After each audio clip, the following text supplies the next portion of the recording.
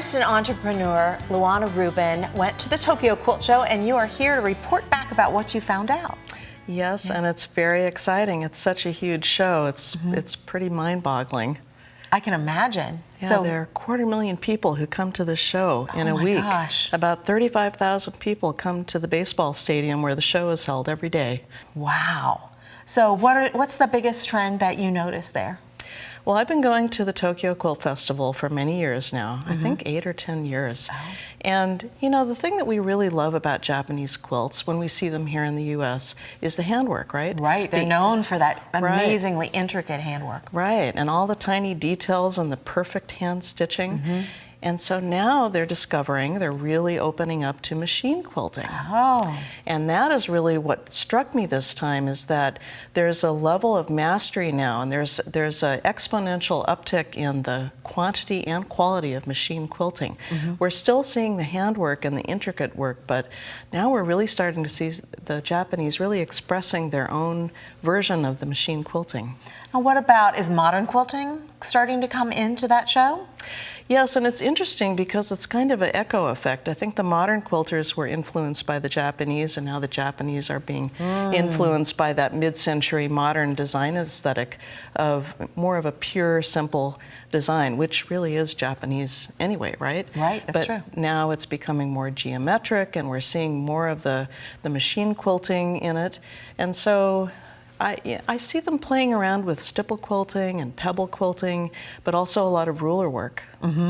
What I found interesting is they're making quilts also that are very traditional, not just geometric and modern, that combine both the machine quilting, very dense, intricate machine quilting, it looks very Japanese in that sense, with a lot of handwork. So for instance, you might see a lot of ruler work or dense geometric work with applique on top, and with additional embroidery stitching on top of that. Hand and sashiko and things like that. Right.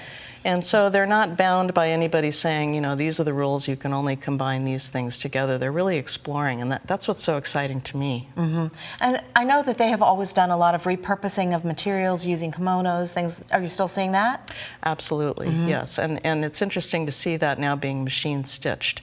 So for instance, you might see a silk kimono that's been cut up, maybe it was grandma's silk kimono, maybe it's something they found in a flea market, and being made into a traditional quilt.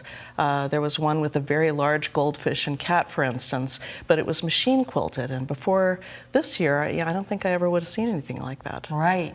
Now, is the handwork changing? Is it becoming more abstract or modern rather than the traditional?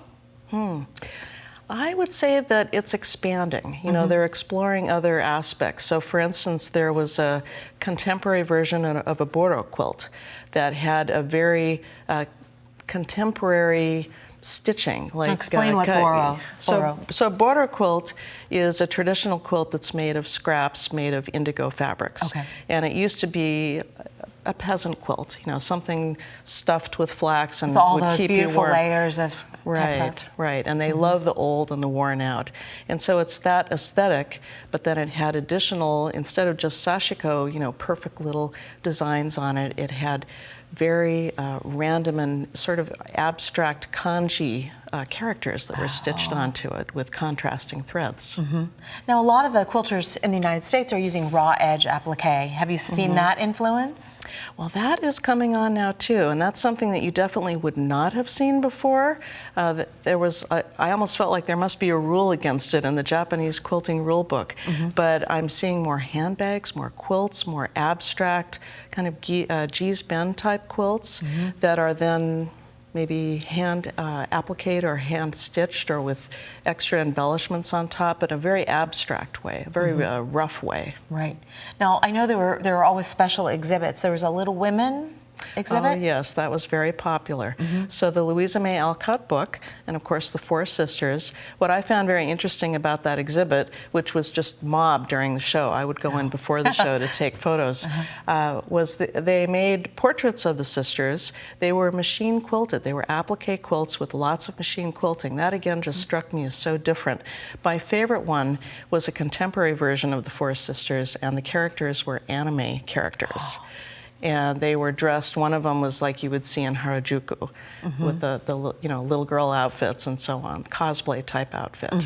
So Little Women for the modern age, I suppose. Yeah, yeah. Do you think those were younger quilters, maybe? Absolutely. And that's what's exciting because, everywhere we have all of these master quilters who are getting older, let's face it, and we're looking for those younger quilters and what is going to entice them to come in. And so if you tell them, in this case, they said, hey, just make a Little Women quilt, and they made this anime version of it. Oh, cool. So now, were there quilts from other Asian countries as well, like Korea? Yes, I've been seeing Korean quilts around the world, in Houston and in Birmingham, for instance, for the last few years. And I can see that Korean quilting is really taking off. But this time I saw and heard not only Koreans in the aisles looking at the quilts, but so many Chinese, so many people speaking Mandarin and Cantonese.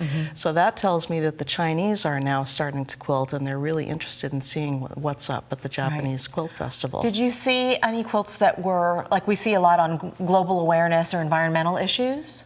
Yes, and that was also new too. I saw quilts that, based on the titles, told me that they were, one of the quilts was called Borderless, and it had vignettes of people from around the world wearing different costume, different architecture, and the quilt was about, we all live together in the same world, even though we come from different cultures.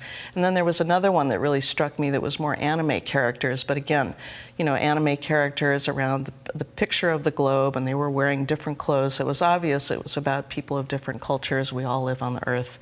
And more environmental quilts too. I've been seeing quilts with whales and turtles, and obviously there's a message about that too. I understand you got your picture taken with Noriko Endo also.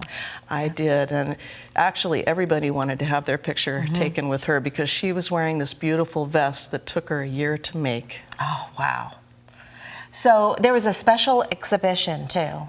Yes. Fumiko Nakayama. Okay. She's one of those master quilters, and it was a lifetime exhibit showing all of her different work over the years and so many different types of mola quilts. So I brought a few molas that I have, because a lot of people don't know what they are. They're a traditional art form from Panama, right? And it's basically a reverse applique, and I brought some samples here. So what does she does, she takes this to a high level. Oh my goodness, and she really uses that very bright color sense of the mola quilts too. Well, when you walked into the exhibit, it was really quite stunning. They had a flower exhibit that was freshened up every day, and there were photos of her doing her quilting work, and then you see these large quilts, these incredible quilts. And her work, she's taken the mola art form to a high level that I don't think anybody could have imagined. When people see her work, the words that I hear the most are jaw-dropping. And she does those beautiful rainforest characters and also portraits, right? Right. So part of the exhibit was her rainforest animals, and there were some large quilts that had intricate animals and also a nest with little pillows. Oh. And now she also did Tales of the Genji, is that? Right, right. And that's a traditional Japanese story, and she illustrated the whole story with framed pieces. Oh, I wish I could go. Maybe someday. Yeah.